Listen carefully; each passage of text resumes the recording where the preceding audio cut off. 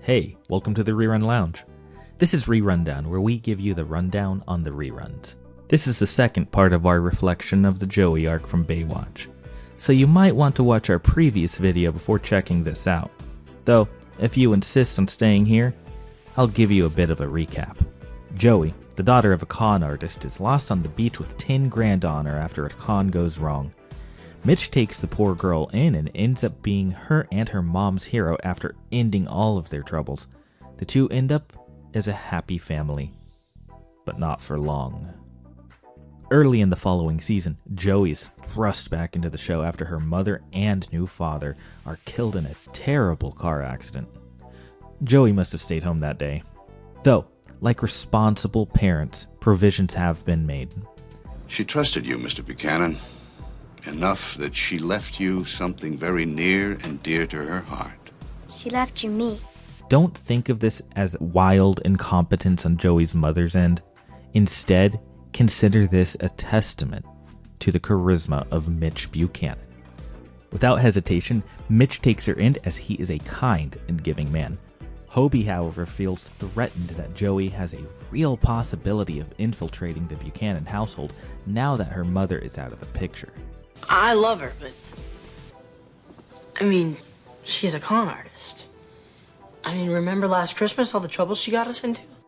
He begins planting seeds of doubt in his father's mind to prevent the younger, cuter child from upstaging him. Maybe she's better off in a foster home. I'm sure this won't faze her in the slightest. Besides, y'all just think I'm a con artist here to rip you off. I'm leaving. You guys don't want me here. Nah, she feels like an unwanted nuisance. It's all cool though. Mitch knows Joey likes food, and everything is quickly forgiven. Give you like a pizza? With a pizza. With Joey's fondness for food fresh in mind, Mitch brings her out on a picnic to inform her that he wants to play with her emotions just a bit longer. You are going to let me stay, aren't you? You know what my philosophy of life is? Live for the moment. Live each day to its fullest. And not to worry too much about the future. Joey is on to his shenanigans though. Is this your way of telling me you don't want me to live with you? And she weakly runs away.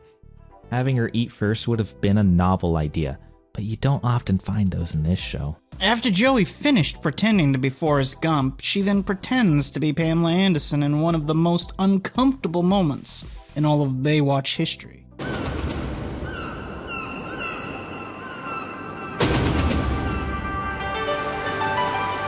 While Mitch is looking for her, Ben Shapiro proceeds to tell him a bold-faced lie.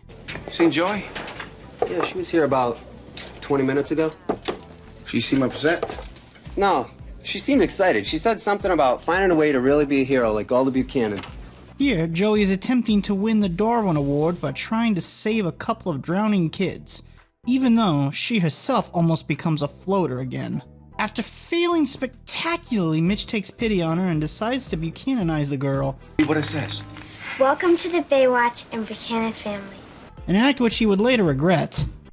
Okay, so the Joey arc so far has had its moments, but for me, the following episode is the peak. Not that anything after this episode is bad in any way, no, because believe me, it's good. This episode, however, introduces one of the most bizarre and cartoonish characters in this tale. Now that Hobie has learned his place and accepted Joey, he finally begins to act as an older brother. In past episodes, he has shown that he has a way with kids. It seems that a kind heart beats in his chest. What?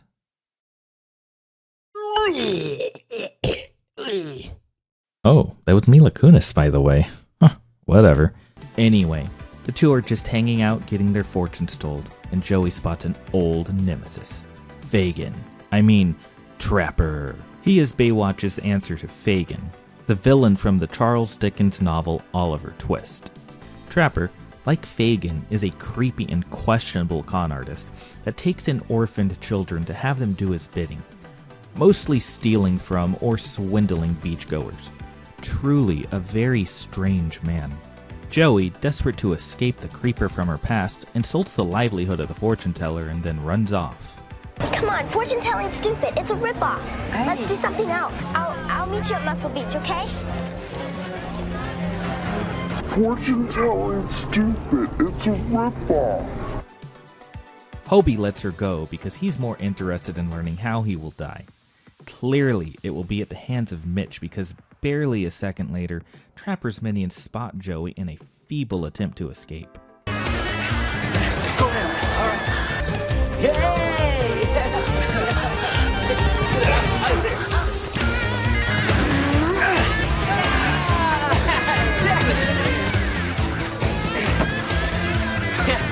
They decide to jump scare her about 167 times before awkwardly carrying her a few feet to meet the top hat clad hobo. If you don't find him to be menacing in appearance, then you are very, very right. He looks like a complete joke, and he acts like one too. But that is what makes me so fond of him.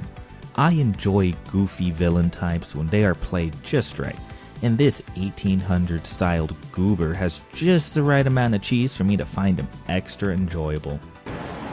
Joey, you could come and live with me. You know I always take in runaways and outcasts. Yeah, and make them steal for you. They repay my kindness. I just wish he was in more episodes. Trapper puts the shakedown on Joey for $800 that he is owed from her dead mother, and she doesn't want to pay up.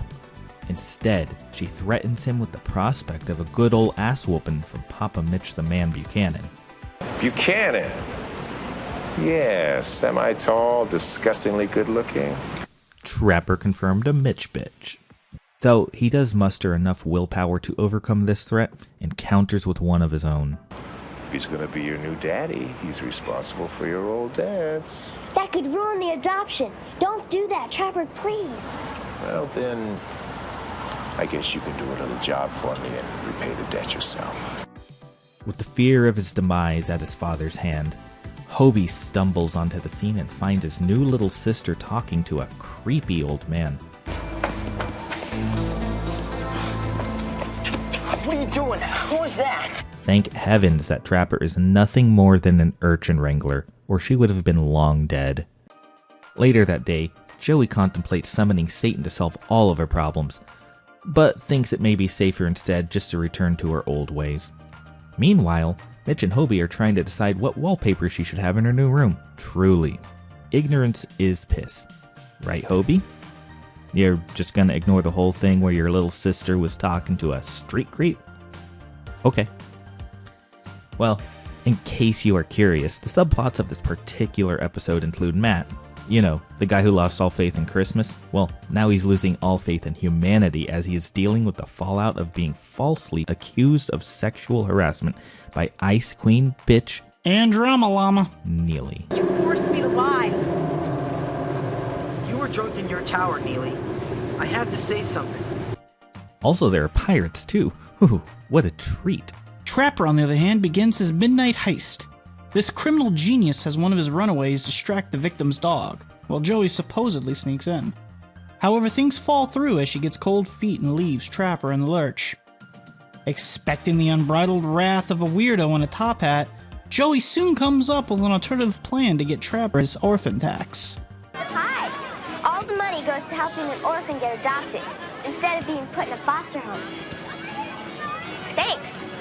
Sadly, this is not enough for Trapper as he insists that she accompany him for one last job, stealing someone's cursed Aztec gold.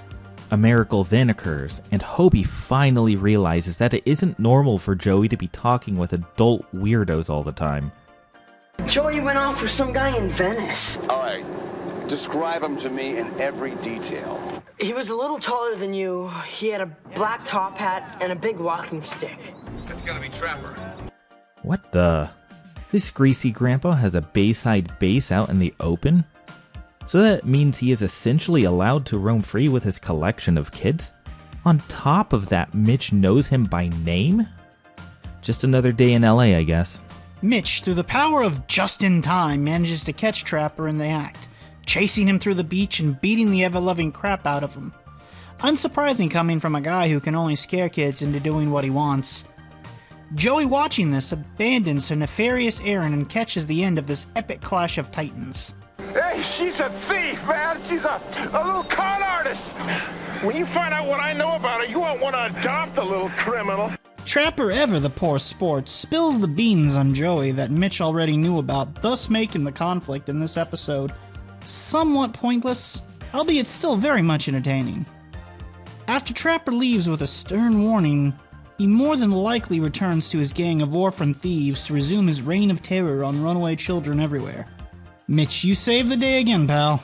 We see you down here again, man. You're going to jail. You got it? Yeah, you made stuff clear. Crystal clear. Go on, get out of here. Thank you.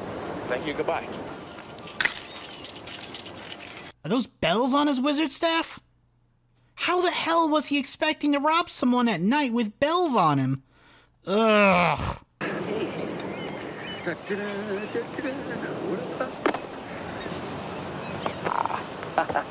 Aw, look.